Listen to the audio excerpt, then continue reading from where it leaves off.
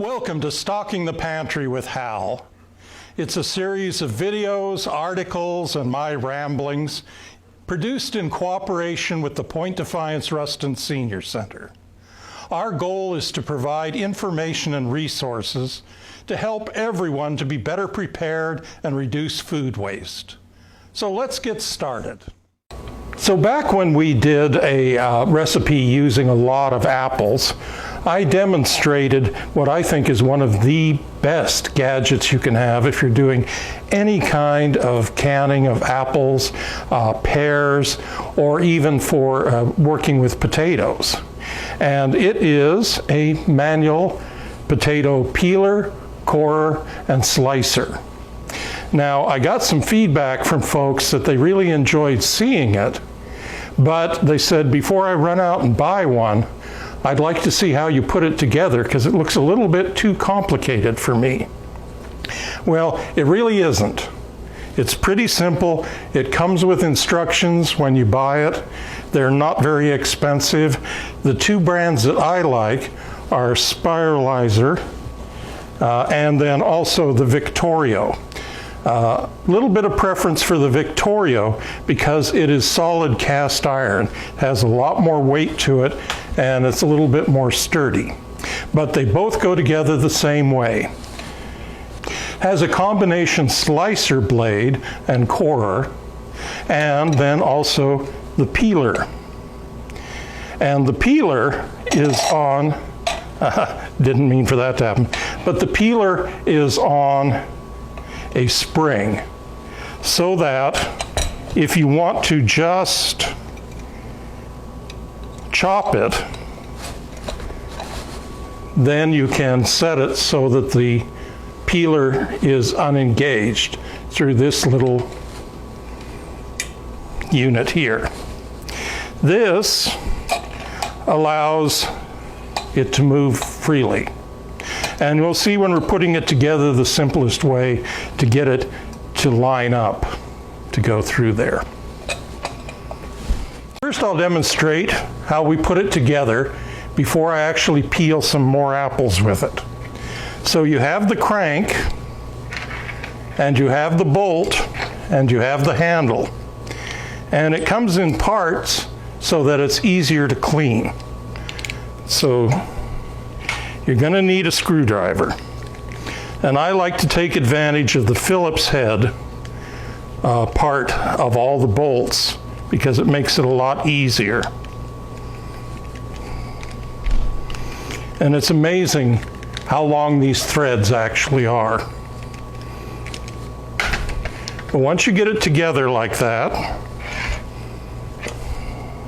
you want to use this lever to move it out of the way, and then you slide it in, and you can crank it forward.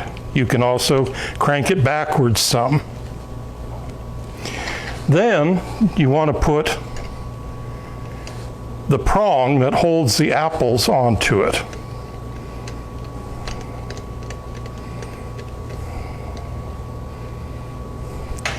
And then we want to put on the blade.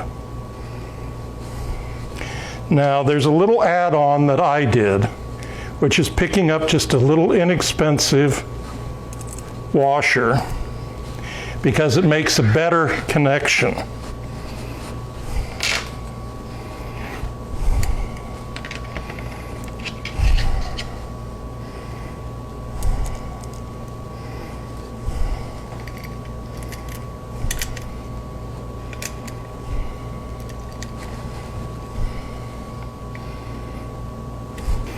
So once you get it started,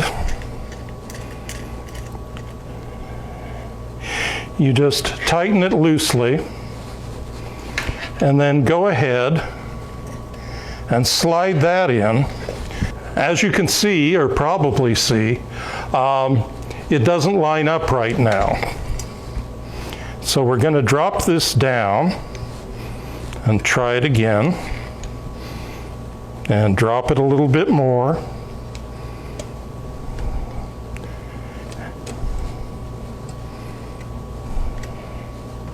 So once that you've gotten the blade on, the easiest way to make sure that it's lined up is to look straight onto it so that you can see how it, if you set it right, it will easily move in and out. Then the next step is to install the peeler blade. And it, because of the way it's constructed, and it helps to get that out of the way it's constructed is it just screws down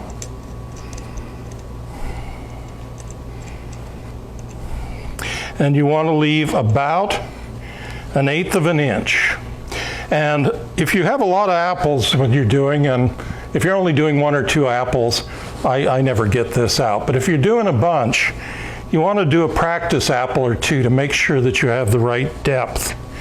So you can see that it isn't really very far out there. But once you've got everything set, you want to make sure that everything's in alignment. And then you want to attach it to some non-porous surface. Like this metal is great. Something like a marble counter will work well, or even one of these trays that's big enough. And you use a wet cloth and get just a little moisture on there. And this makes a nice little vacuum seal. And you can see, that took a lot of effort.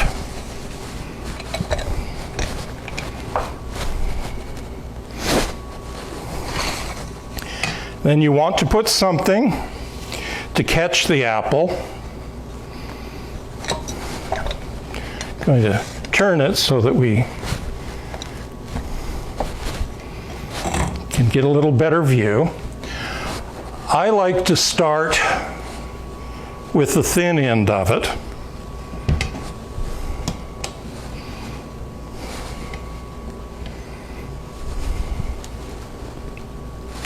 And then you just push your apple on. That's the nice thing about this rocker arm, which can move in and out. Because apples, of course, no two are the same. They're almost like snowflakes. So you want to get it started.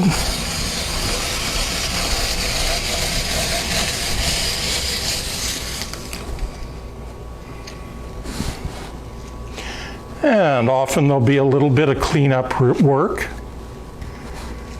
that you can see, and then you can chop it into pieces.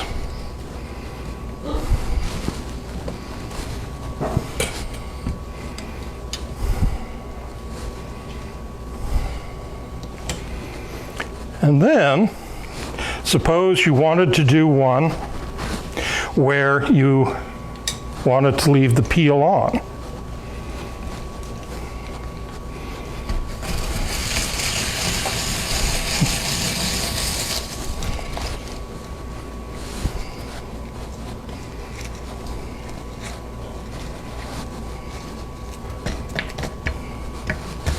And there we go. And from there you can chop it into as small as you like. Yeah, you can also take it and separate them out into slices if you're going to dehydrate, or you're going to use them on a pie, or you just want to layer it. And so that's the speediest way to do it, and that's what we use when we're making applesauce in the Preserving for the Hungry, where we go through and process about at least 80 pounds of apples per session. Thank you for sharing this time with us. If you'd like more information about the Center for Food Preservation Arts, including more recipes, check out our website at preservedfoods.blogspot.com and follow us on Facebook so you get notifications of upcoming articles, videos, and events. and we hope to see you back here for our next virtual canning party.